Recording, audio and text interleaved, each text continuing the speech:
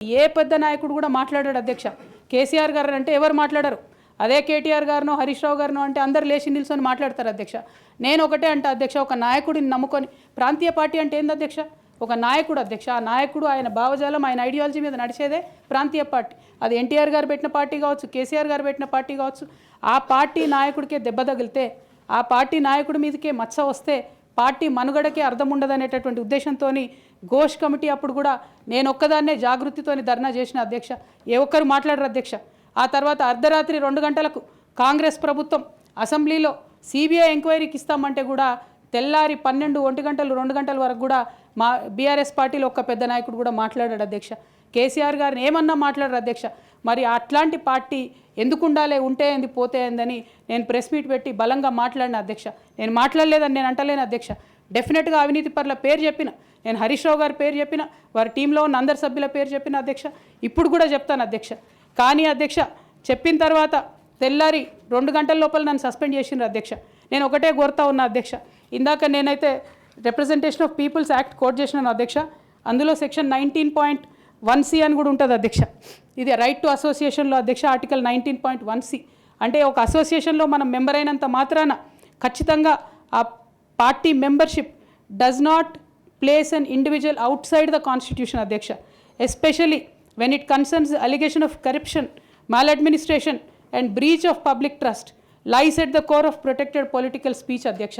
Political speech has to be protected by Constitution of India అధ్యక్ష. అదే విధంగా అధ్యక్ష డిసిప్లినరీ యాక్షన్ కమిటీ అన్నారు అధ్యక్ష. అధ్యక్ష అసలు బీఆర్ఎస్ పార్టీ కాన్స్టిట్యూషన్ అధ్యక్ష ఒక నేషనల్ లెవెల్లో పనిచేయాలనుకునే పార్టీది 8 పేజీల కాన్స్టిట్యూషన్ అధ్యక్ష. అధ్యక్ష నిజంగా ఇవాళ నేను ధైర్యంగా చెప్తా ఉన్నా, ఆ constitution of BRS party is a joke అధ్యక్ష. ఏమి ఉండదు అందులో. అసలు పోయిన కమిటీ ఎప్పుడు వేసిర్రంటే ఎవరికి కూడా గుర్తుండదు అధ్యక్ష. నన్ను సస్పెండ్ చేసే ముందు డిసిప్లినరీ యాక్షన్ కమిటీ అని సడన్గా రాత్రికి రాత్రి పుట్టుకొచ్చింది అధ్యక్ష. పుట్టుకొచ్చి నన్ను సస్పెండ్ చేశారు అధ్యక్ష. కనీసం నన్ను పిలవాలా, కనీసం షోకాజ్ నోటీస్ ఇవ్వాలా, పోనీ ఇవ్వలేదు. ఎమర్జెన్సీ పవర్స్ వాడి అధ్యక్షుల వారే సస్పెండ్ చేశారు అనుకుంటే తర్వాత కనీసం ఫైనాలిటీ ఆఫ్ ద ఆర్డర్ కోసం అధ్యక్ష అపిలేట్ రూట్ తీసుకుంటే కనీసం తర్వాత ఎక్స్ప్లెనేషన్ అడగాలి అధ్యక్ష. ఎటువంటి పద్ధతి లేదు అధ్యక్ష. ఒక పార్టీ నడిపే పద్ధతి డెఫినెట్గా ఇది కాదు అధ్యక్ష. అవసరం అనుకుంటే నేను లీగల్గా ఛాలెంజ్ చేయొచ్చు, కానీ నేను ఛాలెంజ్ చేయను అధ్యక్ష. ఎందుకంటే ఎటువంటి పద్ధతి లేనటువంటి బీఆర్ఎస్ పార్టీ నుండి, ఎటువంటి నైతికత లేనటువంటి బీఆర్ఎస్ పార్టీ నుండి దూరం అవుతున్నందుకు ఇవాళ నేను చాలా సంతోషిస్తున్నా అధ్యక్ష. నా కుటుంబం, నా పార్టీ, నా రక్తం, నా చెమట, నేను 20 సంవత్సరాలు తెలంగాణ ఉద్యమం కోసం నేను పడ్డటువంటి శ్రమ, నేను చేసినటువంటి కష్టం గుర్తించకుండా ఒక చిన్న ఉరిదీసేవాన్ని కూడా అడుగుతారు అధ్యక్ష. ఈ దేశంలో అంత మంచి దేశం మనది, అయినా కూడా సస్పెండ్ చేశారంటే చాలా సంతోషిస్తున్నా అధ్యక్ష. ఇవాళ నేను వేరే ఏం లేదు. అయితే కాంగ్రెస్ పార్టీ అధ్యక్ష నా సస్పెన్షన్ని పొలిటికల్గా వాడుకోవాలని ఈ బీఆర్ఎస్ పార్టీలో వచ్చినటువంటి చీలికలను చాలా పెద్ద ఎత్తున వాళ్ళు ప్రమోట్ చేస్తూ ఉన్నారు అధ్యక్ష. ప్రత్యేకించి వారు నాపై చేస్తున్న ఆరోపణ అధ్యక్ష, ఇది ఆస్తుల పంచాయతీ, ఆత్మగౌరవం పంచాయతీ కాదని చెప్తా ఉన్నారు అధ్యక్ష. నేను ఇవాళ మీ ద్వారా తెలంగాణ ప్రజలకు చెప్పదలుచుకున్న అధ్యక్ష. అధ్యక్ష నాకు దైవభీతి ఎక్కువ అధ్యక్ష, దైవ భక్తురాలు నేను. లక్ష్మీ నరసింహస్వామి మా ఇంటి దేవుడు అధ్యక్ష. ఆ లక్ష్మీ నరసింహస్వామి మీద ప్రమాణం చేసి చెప్తా ఉన్నా అధ్యక్ష. ఒక మహిళగా నాకు 2 కొడుకులు ఉన్నారు అధ్యక్ష.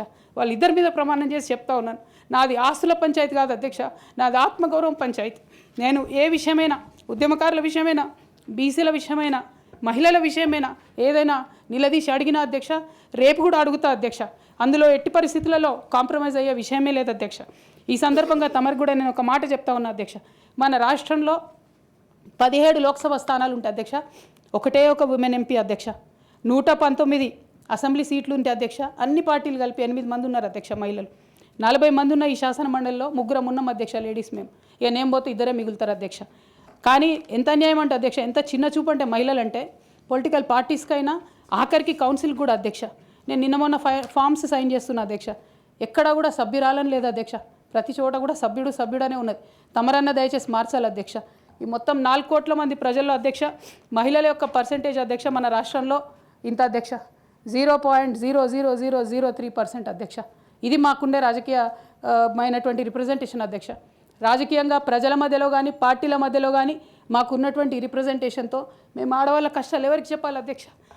ఒకనాడు కేసీఆర్ గారు అన్నారు అధ్యక్ష, ఈ దేశ రాజ్యాంగాన్ని మార్చాలి, మహిళలకు సమాన హక్కులు కావాలని. నేను అడుగుతా ఉన్నా అధ్యక్ష, పార్టీలు రాజ్యాంగాలు మార్చుకోవాలి అధ్యక్ష. ఇవ్వండి మహిళలకు సీటు. మీరు ఎంకరేజ్ చేయకపోతే ఎవరు ఇస్తారు అధ్యక్ష? ఎందుకోసం ఇస్తారు? మనం రాణి రుద్రమదేవి గురించి ఇలా మాట్లాడుకుంటున్నామంటే డెఫినెట్గా ఆమె స్వశక్తితో కొట్లాడినా సరే అవకాశాలను ఇవి ఇవ్వాలి అధ్యక్ష. ప్రజాస్వామ్యంలో పార్టీలు ఇవ్వకపోతే ఎవరు కూడా ఇచ్చే పరిస్థితి ఉండదు అధ్యక్ష. అధ్యక్ష, ఇన్ని మాటలు నేను ఎందుకు చెప్తా ఉన్నానంటే అధ్యక్ష, బీఆర్ఎస్ పార్టీ అంటే ఒక ఇమోషన్ అధ్యక్ష, కేసీఆర్ గారు అంటే ఒక ఇమోషన్ అధ్యక్ష. తెలంగాణ ఉద్యమంలో వచ్చినటువంటి మా అందరికీ నేను రాష్ట్రం వచ్చిన తెల్లారే మేము ఫక్తు రాజకీయ పార్టీగా మారుతున్నామంటే మేమందరం సంతోషించినాం అధ్యక్ష. ఎందుకంటే ఏమనుకున్నామంటే మేమందరం ఉద్యమానికి వ్యతిరేకంగా పనిచేసిన శక్తుల్ని అణచివేస్తారనుకున్నాం అధ్యక్ష. తెలంగాణకు ఒక స్వీయ రాజకీయ అస్తిత్వం వస్తుంది అనుకున్నాం అధ్యక్ష. కానీ ఉద్యమకారులకు, ఉద్యమ సహచరులకు అధ్యక్ష, ఉద్యమంలో రాత్రి పగలు పనిచేసిన వాళ్ళకు, కష్టకాలంలో అండగా ఉన్న వాళ్ళకు అధ్యక్ష, అందరిని ఆగం చేస్తారు అనుకోలే అధ్యక్ష. I'm sorry, I'm really getting emotional అధ్యక్ష. మీకు తెలిసి ఉంటుంది, అజిత్ సింగ్ గారని ఆర్ఎల్డి ఆయన తెలంగాణ కోసం రాజీనామా చేసిండు అధ్యక్ష. తెలంగాణ వచ్చినాక ఆయన ఒకసారైనా పిలిచి ఒక షాలను కప్పినాం అధ్యక్ష. మనం షిబ్బు సూర్యన్ గారు ముసలైన పాపం ఎన్నిసార్లు పిలుస్తాను ఇన్నిసార్లు మన మీటింగ్లోకి వచ్చిపోయి ఒకసారి ఒక షాల్ కప్పినామా అధ్యక్ష ఆయనకు మనం. మెహబూబా ముఫ్తీ కశ్మీర్ నుండి ఇక్కడ వరకు ఎన్నిసార్లు వచ్చింది అధ్యక్ష. తెలంగాణ వచ్చినాక ఒకసారి కూడా గుర్తించలే అధ్యక్ష.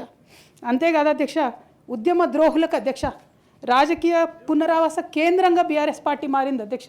It is really unfortunate to say. కాకపోతే అధ్యక్ష, ఇవాళ ఉన్నటువంటి పరిస్థితులలో చాలామంది మీలాగా వెల్మిషర్స్ ఫోన్ చేసి నన్ను అడుగుతూ ఉన్నారు అధ్యక్ష, పార్టీలో నీ కాంట్రిబ్యూషన్ ఉంది కదా, నువ్వెందుకు ఎమ్మెల్సీకి రిజైన్ చేస్తూ ఉన్నావు, నీ కాంట్రిబ్యూషన్ ఉంది అని అడిగారు అధ్యక్ష.